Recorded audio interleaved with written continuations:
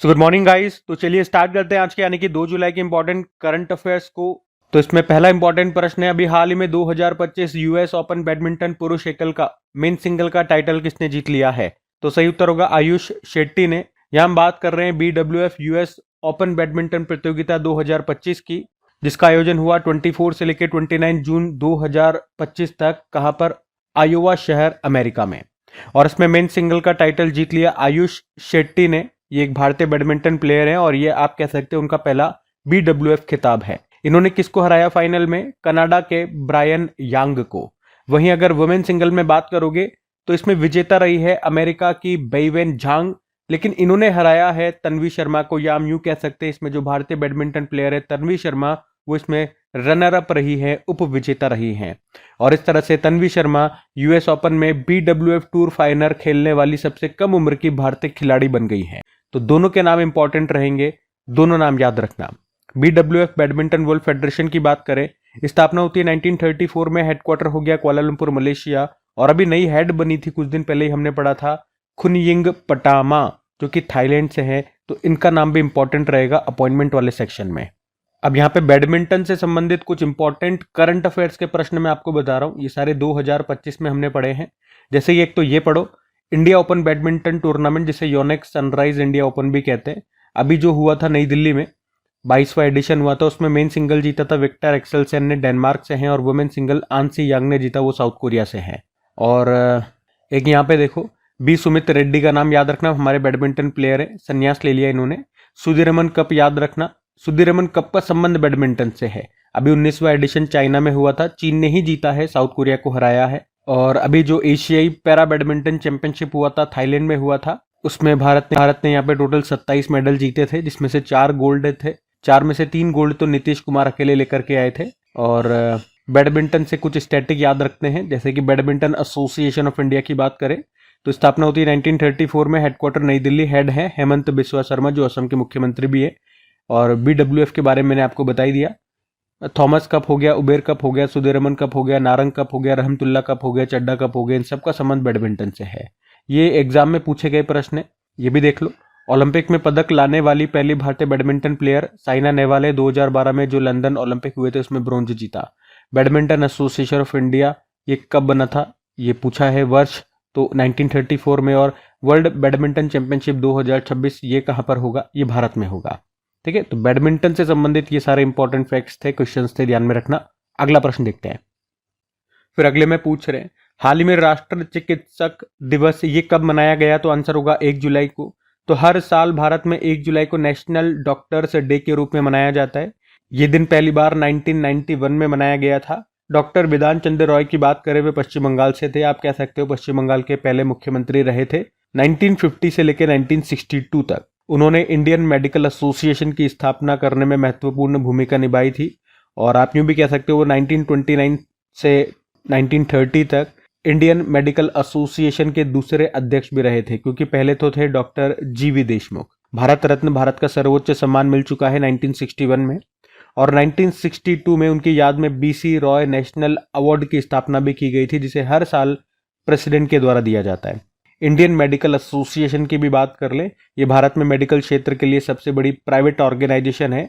स्थापना होती है 1928 में, हेडक्वार्टर नई दिल्ली हो गया। और प्रेसिडेंट है डॉक्टर RV अशोकन। ठीक है, तो सिंपल सा याद रखेंगे, 1 जुलाई को नेशनल डॉक्टर्स डे होता है। 1 जुलाई को 2 दिवस और होता है, एक तो GST डे, GST लागू हुआ था 1 जुलाई 2017 को, इसलिए 1 जुलाई को GST डे होता है। ठीक है, GST के अलावा 1 जुलाई को ही राष्ट्रीय डाक कर्मचारी दिवस, नेशनल पोस्टल वर्कर्स डे के रूप में भी मनाते हैं। तो 1 जुलाई को ये 3 दिवस है, तीनों मैंने आपको बताया, ध्यान में रखना। अगला प्रश्न देखते हैं। फिर अगले में पूछ रहे हैं, हाल ही में सूर्यमुखी देवी का निधन हो गया, उन्हें किस वर्ष पद्मश्री से सम्मानित किया गया था? तो आंसर होगा 2025। तो अभी हाल ही में सूर्यमुखी देवी का अभी 85 वर्ष की आयु में निधन हो गया। वे प्रसिद्ध मणिपुरी क्लासिकल डांसर थी, मणिपुर से थी, और उन्हें 2025 में ही पद्मश्री से सम्मानित किया गया था। तो इस वर्ष 2 कारण से या 2 कैटेगरी में इनका नाम इंपॉर्टेंट हो जाता है। एक तो अवार्ड सेक्शन में 2025 में पद्मश्री मिला था क्योंकि इसीलिए, और अभी निधन हो गया, तो ऑब्ituary सेक्शन में भी इनका नाम आता है। ठीक है, तो इंपॉर्टेंट रहेगा नाम। बाकी मणिपुरी क्लासिकल डांसर थी वो। तो मणिपुरी डांस आप जानते हो भारत के जो 8 प्रमुख शास्त्रीय नृत्य हैं, क्लासिकल डांस हैं, उन्हीं में से एक है। और इस डांस में मुख्यतः भगवान कृष्ण और राधा की लीलाओं के बारे में बताया जाता है। तो सूर्यमुखी देवी का नाम याद रखेंगे, मणिपुर से थी, इस वर्ष पद्मश्री मिला लेकिन निधन हो गया। अब निधन वाला प्रश्न है, कुछ और इंपॉर्टेंट व्यक्तियों के नाम मैं आपको बता रहा हूँ जिनका इस वर्ष निधन हो गया। तो एक है मिलिंद रेगे, एनसाइक्लोपीडिया ऑफ मुंबई क्रिकेट कहा जाता है। नामीबिया देश के पहले राष्ट्रपति थे सैम नुजुमा, इनका निधन हो गया। ओडिसी नृत्य के जनक कहे जाते हैं मायाधर राउत का निधन हो गया। दुनिया के सबसे उम्रदराज टेस्ट क्रिकेटर रॉन ड्रेपर का निधन हो गया, वे साउथ अफ्रीका से थे। उड़िया भाषा के प्रसिद्ध कवि थे रमाकांत रथ का निधन हो गया। वीर रामास्वामी सर्वोच्च न्यायालय के पहले न्यायाधीश थे, जिनके खिलाफ 1991 में महाभियोग प्रस्ताव लाया गया था, लेकिन महाभियोग चलाया नहीं जा सका। कुमुदिनी लाखिया कथक से संबंधित थी, गुजरात से थी, 2025 में पद्म विभूषण मिला, नाम इंपॉर्टेंट है। रोमन कैथोलिक चर्च के प्रमुख थे पॉप फ्रांसिस, निधन हो गया, वे अर्जेंटीना से थे, अब नए पॉप बन गए हैं अमेरिका के। इस पद पर आने वाले पहले अमेरिकी हैं और रॉबर्ट उनका नाम है। और वैसे उन्होंने अपना नाम क्या रखा है, लियो 14। और डॉक्टर कृष्ण स्वामी कस्तूरी रंगन, ये इसरो के पूर्व अध्यक्ष थे 5वें नंबर के। और आप जानते हो न्यू एजुकेशन पॉलिसी 2020 इन्हीं की सिफारिश पे लाई गई थी, कस्तूरी रंगन समिति, और इन्हीं का निधन हो गया। भारत में एंजियोप्लास्टी के जनक डॉक्टर मैथ्यू सैमुअल का निधन हो गया, केरल से थे। उसके अलावा ICMR अध्यक्ष डॉक्टर सुब्बत्रा अय्यप्पन का निधन हो गया, 2022 में मिला पद्मश्री। भारत के परमाणु ऊर्जा आयोग के पूर्व अध्यक्ष और nuclear scientist doctor MR Srinivasan का निधन हो गया, 2015 में मिला पद्म विभूषण। कश्मीरी संगीत के दिग्गज उस्ताद गुलाम नबी शाह का निधन हो गया, उन्हें प्यार से हमले बुलबुल के नाम से जानते हैं। और मारुति चितमपल्ली वे environment and wildlife conservation के लिए जाने जाते थे, महाराष्ट्र से थे। अरण्य ऋषि के नाम से भी उनको जाना जाता था, 2025 में मिला पद्मश्री, तो इसलिए इनका नाम भी इंपॉर्टेंट हो जाता है। तो आप देखोगे 2025 में 2 पद्मश्री व्यक्तियों का निधन हो चुका है और एक पद्म विभूषण प्राप्तकर्ता का निधन हो चुका है। ठीक है, तो ये ध्यान में रखना, सब मैंने आपको बता दिया। अगला प्रश्न देखते हैं। फिर अगले में पूछ रहे हैं 1 जुलाई 2025 को केंद्र सरकार के डिजिटल इंडिया कार्यक्रम को कितने वर्ष पूरे हो गए हैं?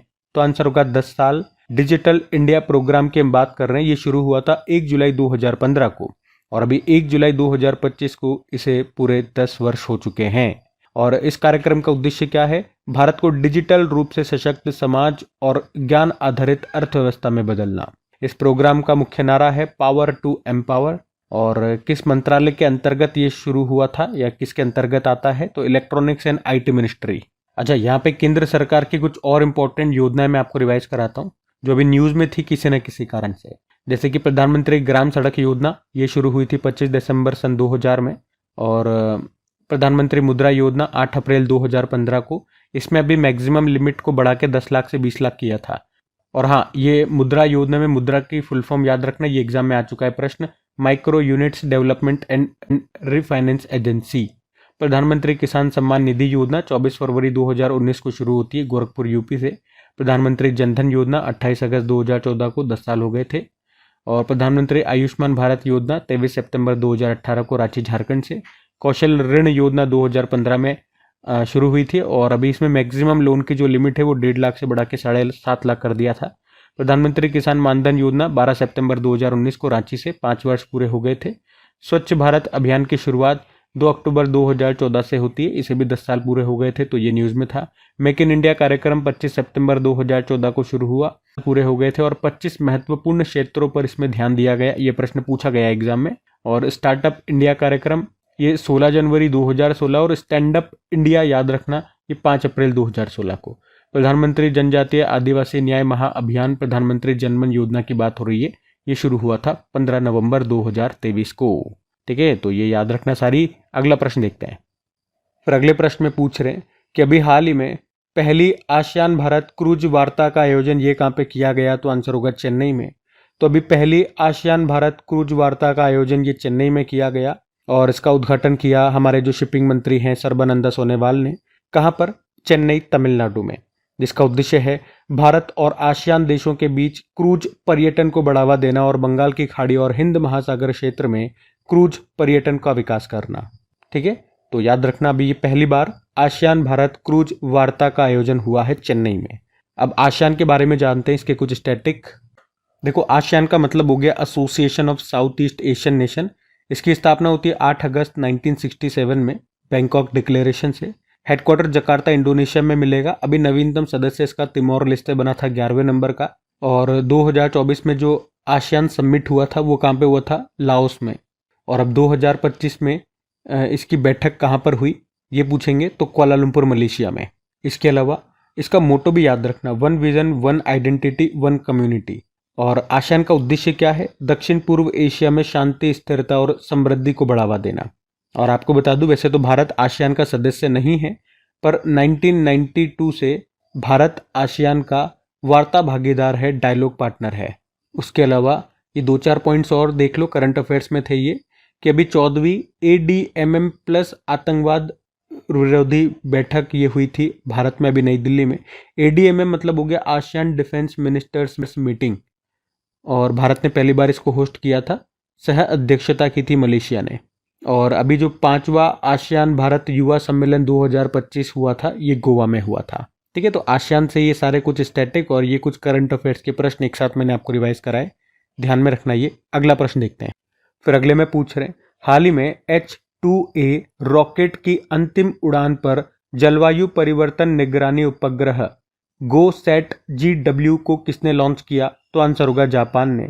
तो ये जलवायु परिवर्तन निगरानी उपग्रह है GOSAT-GW, और इसे अभी लॉन्च किया जापान ने। किस रॉकेट से? H2A रॉकेट से। और ये इस रॉकेट की 50वीं और अंतिम उड़ान थी।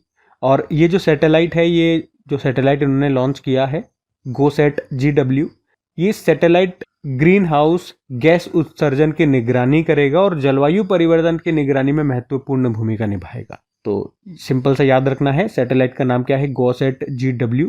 जापान ने इसको लॉन्च किया किस रॉकेट से? H2A रॉकेट से। ठीक है, अब बात जापान की है तो जापान लेकर के चलते हैं आपको। येरा मैप में जापान देखो, जापान की कैपिटल टोक्यो होती है, करेंसी है येन, प्रधानमंत्री हैं शिगेरू इशिबा, संसद का नाम होता है डाइट। ऑफ सूर्योदय का देश, लैंड ऑफ राइजिंग सन, ये जापान को ही कहते हैं। यहाँ पे मुख्य रूप से ये 3-4 द्वीप आप ध्यान रखना, होक्काइडो द्वीप हो गया, होन्शु द्वीप, क्यूशु द्वीप, शिकोकू द्वीप, ये जापान में है। उसके अलावा भारत सरकार ने ग्रीन अमोनिया निर्यात के लिए पहला समझौता किया जापान के साथ में। और जापान ये चांद पर पहुंचने वाला 5वां देश बना था। किस मिशन के अंतर्गत? स्लिम मिशन बोल दो या मून स्नाइपर मिशन बोल दो, वैसे इसे बंद कर दिया जापान ने। और आसियान गेम्स जो 2026 में होंगे, 20वां संस्करण ये जापान में होगा। अभी जो तीसरा वर्ल्ड फूड इंडिया 2024 समिट हुआ था, और ये भारत का सबसे बड़ा फूड समिट है, नई दिल्ली में हुआ था। और इसमें भागीदार देश, पार्टनर कंट्री जापान था, फोकस कंट्री वियतनाम और ईरान थे। अच्छा, ये जो मून मिशन था ना, जिसके तहत चांद पर पहली बार जापान पहुंचा था और 5वां देश बना था, मून स्नाइपर मिशन, वो तो बंद कर दिया था क्योंकि उसका कनेक्शन टूट गया था। तो फिर उसके बाद जापान ने R2 नाम से एक चंद्र मिशन लॉन्च किया था। हकुतो R2 पूरा नाम है, हकुतो R2। फॉल्कन 9 रॉकेट से इसको लॉन्च किया था। उसमें लैंडर जो गया था उसका नाम रेजिलियंस है और रोवर का नाम है टेनेशियस। नेविगेशन सैटेलाइट मिचिबिकी 6 को भी लॉन्च किया था जापान ने H3 रॉकेट से। और इसरो और ये जापान की जो स्पेस एजेंसी है जाक्सा, ये मिलकर के लॉन्च कर रहे हैं LUPEX mission, lunar polar exploration mission. और उसी तरह से नासा और जाक्सा मिलकर के, नासा ये अमेरिका का है, जाक्सा जापान का है, ये दोनों मिलकर के दुनिया का पहला लकड़ी का उपग्रह लॉन्च करेंगे। उसके अलावा अभी भारत और जापान के बीच में धर्मागार्जन एक्सरसाइज हुआ था, 6ठा संस्करण जापान में। अच्छा, अभी एबेल पुरस्कार 2025 दिया गया मसाकी काशिवारा को, यह जापान से है, नॉर्वे के द्वारा दिया जाता है, गणित का नोबेल पुरस्कार कहते हैं। किस देश ने रिकॉर्ड समय में दुनिया का पहला 3D प्रिंटेड ट्रेन स्टेशन बनाया? तो आंसर होगा जापान। और 2026 में जो 20वें एशियन गेम्स हैं वो जापान में होंगे। और अभी जापान को पीछे छोड़ करके दुनिया का सबसे बड़ा ऋणदाता देश कौन सा बन गया? जर्मनी बन गया। ये मैंने आपको जापान से संबंधित जो भी इंपॉर्टेंट अभी क्वेश्चन बने वो सारे रिवाइज करा दिए, ध्यान में रखना। अगला प्रश्न देखते हैं। फिर अगले में पूछ रहे हैं कि हाल ही में GOI स्टेट्स नाम से एक मोबाइल एप्लीकेशन को किसने लॉन्च किया है? तो आंसर होगा राष्ट्रीय नमूना सर्वेक्षण कार्यालय ने, यानी कि नेशनल सैंपल सर्वे ऑफिस ने ये एक मोबाइल एप्लीकेशन को लॉन्च किया है जिसका नाम है GOI स्टेट्स।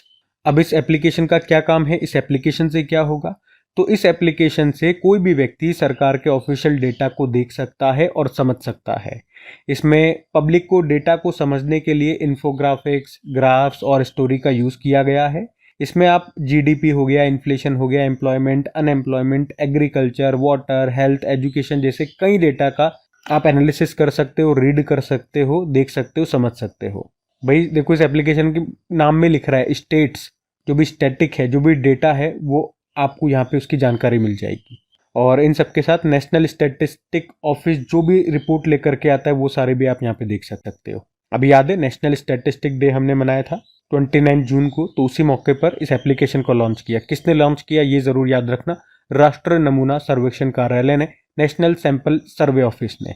अब इसी तरह से कुछ और इंपॉर्टेंट एप्लीकेशंस आई थी, पोर्टल्स आए थे, वो मैं आपको रिवाइज कराता हूँ। देखो, आंध्र प्रदेश ने मन मित्र नाम से एक चैटबॉट सुविधा शुरू की थी और सेबी ने मित्र प्लेटफॉर्म को लॉन्च किया था। आधार सुशासन पोर्टल को इलेक्ट्रॉनिक्स एंड आईटी मिनिस्ट्री ने लॉन्च किया और बॉन्ड सेंट्रल पोर्टल को सेबी ने लॉन्च किया। केंद्र सरकार ने anti rabies, anti snake venom stock की निगरानी के लिए कौन सा पोर्टल लॉन्च किया? जू विन। जल संरक्षण के लिए भागीरथ ऐप को लॉन्च किया उत्तराखंड ने। भू भारती पोर्टल को तेलंगाना ने लॉन्च किया था। ई सेहत एप्लीकेशन को जम्मू कश्मीर ने। सचेत एप्लीकेशन को राष्ट्रीय आपदा प्रबंधन प्राधिकरण ने। प्रवाह पोर्टल को और सारथी पोर्टल को आरबीआई ने। प्रवाह सॉफ्टवेयर को इसरो ने लॉन्च किया। डिपो दर्पण पोर्टल को उपभोक्ता मामले, खाद्य एवं सार्वजनिक वितरण मंत्रालय ने लॉन्च किया। उम्मीद पोर्टल को केंद्रीय अल्पसंख्यक मंत्रालय ने लॉन्च किया था। ठीक है, तो ये सभी पोर्टल और एप्लीकेशंस न्यूज़ में थे, मैंने आपको रिवाइज कराया, ध्यान में रखना। अगला प्रश्न देखते हैं। अगले में पूछ रहे हैं, हाल ही में एर्री सिल्क ये किस राज्य से संबंधित है जिसे जीआई टैग दिया गया? तो आंसर होगा मेघालय। तो अभी मेघालय राज्य की एर्री सिल्क को जीआई टैग दिया गया है। एर्री सिल्क एक प्राकृतिक रेशम है जिसे अहिंसा सिल्क भी कहा जाता है। इसे बनाने के लिए रेशम के कीड़ों को मारा नहीं जाता है। ये मुख्य रूप से मेघालय राज्य में उत्पादित होता है और ये मुख्य रूप से मेघालय राज्य में उत्पादित होता है। विशेषकर खासी जनजाति इसे पीढ़ियों से तैयार करती आ रही है। अभी मैं आपको मेघालय ले चलूंगा और जीआई टैग से भी संबंधित कुछ फैक्ट्स मैं आपको बताता हूँ। लेकिन एक पॉइंट और नोट करना, अभी इसी वर्ष हमने पढ़ा था मेघालय के एक और प्रोडक्ट को, रिंडिया सिल्क और खासी हथकरघा, इसको भी जीआई टैग मिला था। अब एक काम करता हूँ, पहले मेघालय चलता हूँ, कुछ स्टैटिक बताता हूँ, फिर जीआई टैग के बारे में बताता हूँ। देखो, ये रहा मैप में मेघालय। कैपिटल शिलोंग हो गई है। मुख्यमंत्री कॉनराड संगमा गवर्नर हैं CH विजय शंकर। भारत का 100वां स्मार्ट सिटी ये शिलोंग ही बना था।